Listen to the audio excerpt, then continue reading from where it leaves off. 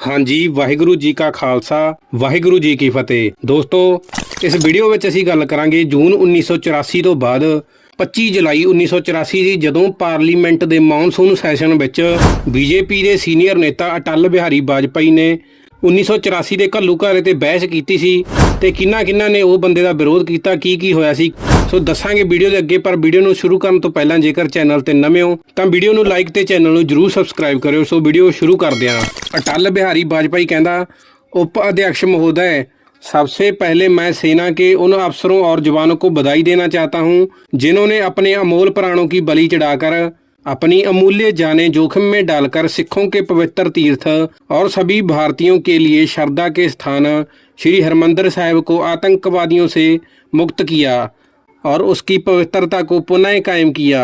सेना को एक बहुत कठिन और नाजुक दायित्व सौंपा गया था। उस दायित्व को कुशलता और बहादुरी से निभाने के लिए सेना का अभिनंदन किया जाना चाहिए, किंतु हमें यह नहीं भूलना चाहिए कि सेना मुख्य रूप से विदेशी शत्रुओं का मुकाबला करने के लिए संगठित और सज्जित की गई है। अपने देशवासियों के विरुद्ध सेना का प्रयोग एक अप्रिय कदम है जिसे यथासंभव टाला जाना चाहिए। हरमंदिर साहिब में सैनिक कार्रवाई के विषय में मुझे दो बातें कहनी हैं। पहली बात यह है कि किसी भी धार्मिक स्थान में सेना भेजने का यह पहला और आखिरी मौका होना चाहिए। फिर कभी ऐसी परिस्थिति नहीं आनी चाहिए और ना ही आने देनी चाहिए कि हमें फिर अपनी सेना को अपने ही देशवासियों के खिलाफ किसी धर्म स्थान में कार्रवाई के लिए भेजना पड़े। आखिर आंतरिक व्यवस्था की देखभाल करना पुलिस की जिम्मेवारी है। पुलिस की सहायता के लिए सेंट्रल रिजर्व पुलिस या सकती है, बॉर्डर सिक्योरिटी फोर्स की सहायता भी ली जा सकती है। पंजाब में यह तीनों दल विफल हो गए हैं। इसका कारण क्या है? सेना बुलाने की नौबत क्यों आई? पंजाब में ऐसी सरकार थी जिसे भंग करना पड़ा। विधानसभा भंग नहीं है मगर मूर्छित है। प्रशासन पंगु हो गया है। पुलिस पक्षपात से पूर्ण हो गई। समाज बट गया, दिलों में दरार पड़ गई। रोटी और बेटी के रिश्ते भी दरारों को बढ़ने से रोक नहीं पा रहे हैं। उप अध्यक्ष महोदय, राज्यपाल पांडे और भिंडर ने इस्तीफा दे दिया है। इससे नए सवाल खड़े हो रहे हैं। पंजाब में कितने अफसरों के खिलाफ कार्रवाई की गई है? कितने अफसरों पर यह आरोप है कि वह आतंकवादियों के साथ मिले हुए थे? श्वेत पत्र इस बारे में मौन है। श्वेत पत्र प्रकाशित करने की मांग सबसे पहले विरोधी दलों ने की थी। हम चाहते थे कि श्वेत पत्र ऐसा हो जिससे पंजाब में आतंकवाद के उदय की कहानी और कच्चा चट्ठा देश के सामने आना चाहिए। यह किसी से छिपा हुआ नहीं है कि अकाली आंदोलन बाद में प्रारंभ हुआ, आतंकवाद ने पहले सिर उठाया। श्वेत पत्र में भी यह बात मानी गई है। श्वेत पत्र समुच्चय सत्य का उद्घाटन नहीं करता, यह अर्ध सत्य का उद्घाटन करता है। पंजाब में आतंकवाद का उदय क्यों हुआ? उसे रोका क्यों नहीं गया? यह नौबत आने ही क्यों दी गई? उप अध्यक्ष महोदय, अफसरों को दोष देने से काम नहीं चलेगा। गुनहगार हैं राजनीतिक नेता, गुनहगार हैं सत्ताधीश। 1980 से पहले भिंडरांवाला का कोई नाम भी नहीं जानता था। रोडे गांव का एक छोटा सा ग्रंथी जो गुरबानी का पाठ करने की शिक्षा दिया करता था, राजनीतिक मंच पर कैसे आया? वह आतंकवाद का सूत्रधार कैसे बना?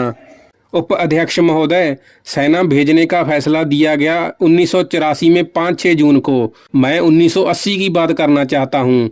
निरंकारी बाबा की हत्या हो गई। हत्या एक षड्यंत्र का प्रमाण थी। हत्या दिल्ली में हुई थी। दिल्ली के उप राज्यपाल जगमोहन ने सितंबर 5, 1980 को पंजाब के मुख्यमंत्री दरबारा सिंह को एक सीक्रेट इमीडिएट डीओ लिखा। डीओ का नंबर था 287 LG80, जिसमें लिखा कि सीबीआई निरंकारी बाबा की हत्या की जांच कर रही है। 20 व्यक्तियों के खिलाफ नोटिस जारी किए गए हैं।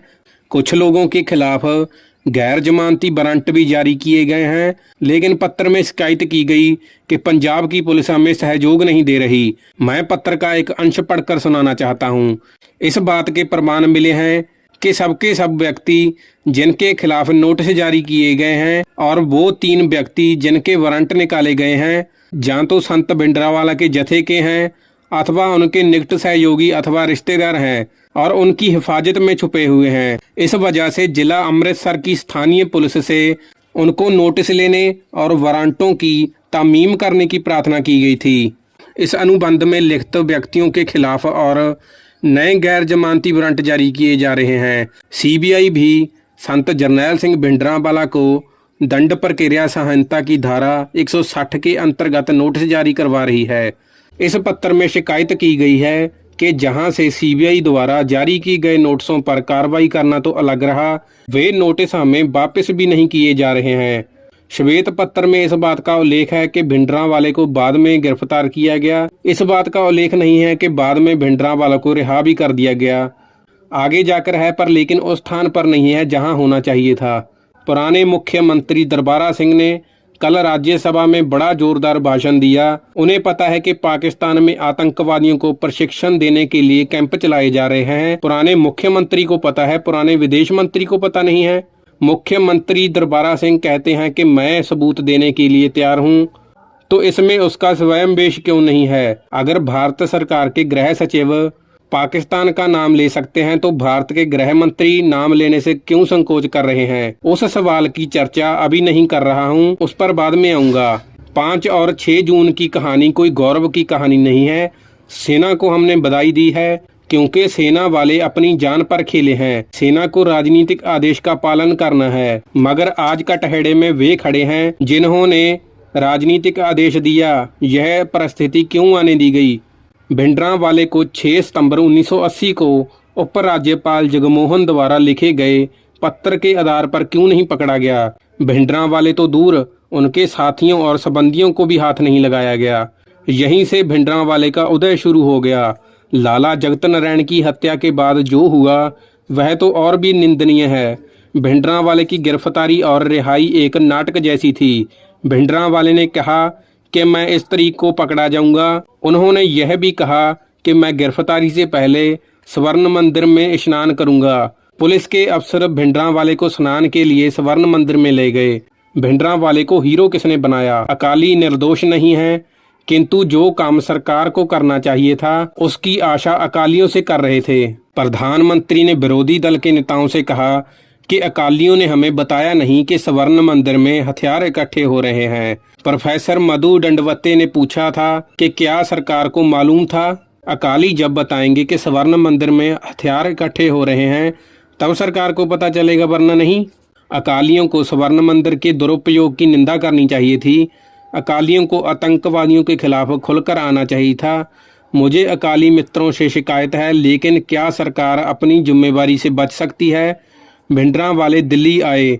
केंद्र के 2 मंत्री कौन थे जिन्होंने दिल्ली में भिंडरांवाले के पैर छुए थे? ये तो फिर प्रोफेसर के तिवाड़ी कहता यह गलत है। अटल बिहारी वाजपेयी यह सही है। भिंडरांवाले बंबई तक गए और फिर वापस आ गए। फिर कृष्ण दत्त सुल्तानपुरी, इनको उन 2 मंत्रियों को नाम बताने चाहिए। अटल बिहारी वाजपेयी, अगर मैं नाम बता दूंगा तो यह और भी शोर करेंगे। जब नाम नहीं बता रहा हूं तो कितना शोर है। मैं एक ऐसा नाम बता दूंगा जिसके बारे में कहा जाएगा कि उनके बारे यहाँ उल्लेख नहीं हो सकता। सो दोस्तों, जून 1984 तो बाद ये पार्ਲੀਮੈਂਟ ਦੇ ਮੌਨਸੂਨ ਸੈਸ਼ਨ ਦੀ 84 ਦੀ ਕਹਾਣੀ ਹੈ, ਜਿਸ ਵਿੱਚ ਭਾਜਪਾ ਦੇ ਸੀਨੀਅਰ ਨੇਤਾ ਅਟਲ ਬਿਹਾਰੀ ਵਾਜਪਾਈ ਇਹ ਬਹਿਸ ਕਰਦੇ ਨੇ। ਸੋ ਦੋਸਤੋ, ਇਹ ਵੀਡੀਓ ਤੁਹਾਨੂੰ ਕਿਵੇਂ ਲੱਗੀ? ਵੀਡੀਓ ਨੂੰ ਲਾਈਕ ਤੇ ਕਮੈਂਟ ਕਰਕੇ ਜਰੂਰ ਦੱਸਿਓ ਤੇ ਨਾਲ ਹੀ ਜੇਕਰ ਚੈਨਲ ਤੇ ਨਵੇਂ ਹੋ ਤਾਂ ਚੈਨਲ ਨੂੰ ਜਰੂਰ ਸਬਸਕ੍ਰਾਈਬ ਕਰਿਓ ਤਾਂ ਜੋ ਆਉਣ ਵਾਲੀ ਵੀਡੀਓ ਸਭ ਤੋਂ ਪਹਿਲਾਂ ਤੁਹਾਡੇ ਕੋਲ ਪਹੁੰਚੇ। ਧੰਨਵਾਦ।